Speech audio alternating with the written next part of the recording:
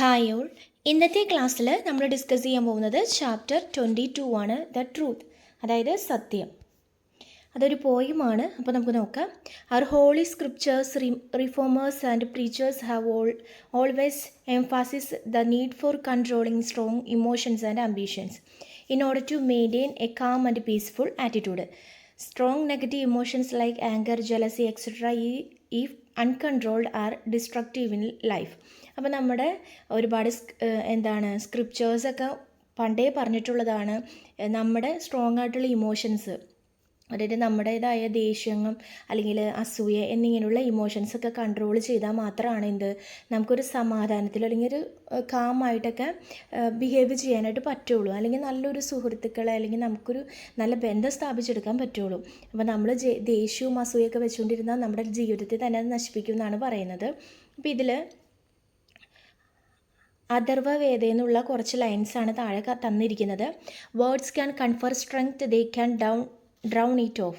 The words can gain friends, they can turn them into enemies. അപ്പോൾ ഇതിലെന്താ പറയുന്നത്, നമുക്ക് വേർഡ്സിന് എന്തും ചെയ്യാനായിട്ട് സാധിക്കും, എന്തും ചെയ്യാനുള്ളൊരു സ്ട്രെങ്ത് ഉണ്ട്. അപ്പോൾ നമുക്കൊരു ഫ്രണ്ട്സിനെ ഉണ്ടാക്കി തരാൻ പറ്റും വാക്കുകൾക്ക്, അതുപോലെ ആ ഫ്രണ്ടിനെ ശത്രുവായിട്ട് മാറ്റാനും സാധിക്കും.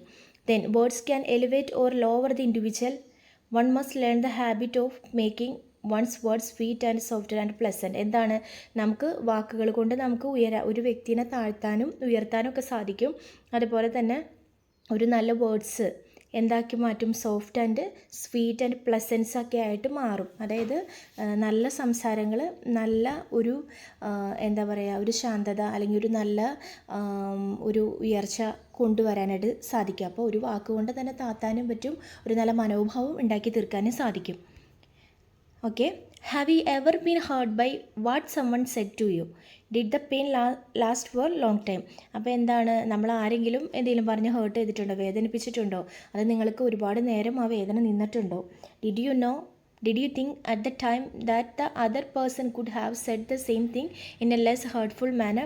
എന്നിട്ട് നമ്മൾ വിചാരിച്ചിട്ടുണ്ടോ ഈ സെയിം കാര്യം തന്നെ വേറൊരാൾക്ക് കുറച്ചും കൂടി വേദന കുറച്ച് പറയാൻ പറ്റുമായിരുന്നു എന്ന് ചിന്തിച്ചിട്ടുണ്ടോ? സോ നമുക്ക് ഈ ട്രൂത്ത് എന്ന കവിതയിൽ, അതായത് ഈ സത്യം എന്ന കവിതയിൽ പോയിട്ട് എന്താണ് പറയുന്നതെന്ന് നോക്കാം. അപ്പോൾ നെയിം എന്താണ്, ട്രൂത്ത്.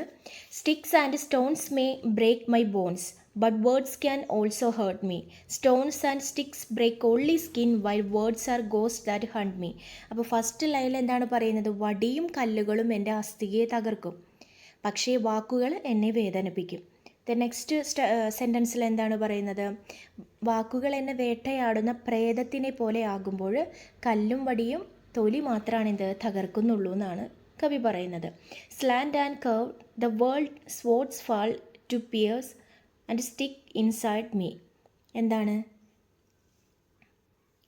ചെരിഞ്ഞും വളഞ്ഞും വാളുകൾ വീഴുന്നുണ്ട് എൻ്റെ ഉള്ളിൽ തുളച്ചു കയറാനായിട്ട്. Then bats and bricks may ache through bones, but words can mortify me. വവ്വാലുകളും ഇഷ്ടികകളും അസ്ഥികളിലൂടെ വേദനിപ്പിക്കും, പക്ഷേ വാക്കുകൾക്ക് എന്നെ വേദനിപ്പിക്കാൻ കഴിയുമെന്നാണ് പറയുന്നത്. Then pain from words has left its care on mind and heart that's tender. എന്താണ്, വാക്കുകളിൽ നിന്നുള്ള വേദന അതിൻ്റെ മുറിവ് മനസ്സിലും ഹൃദയത്തിലും ആർദ്രമായിരിക്കുന്നു എന്നാണ് പറയുന്നത്.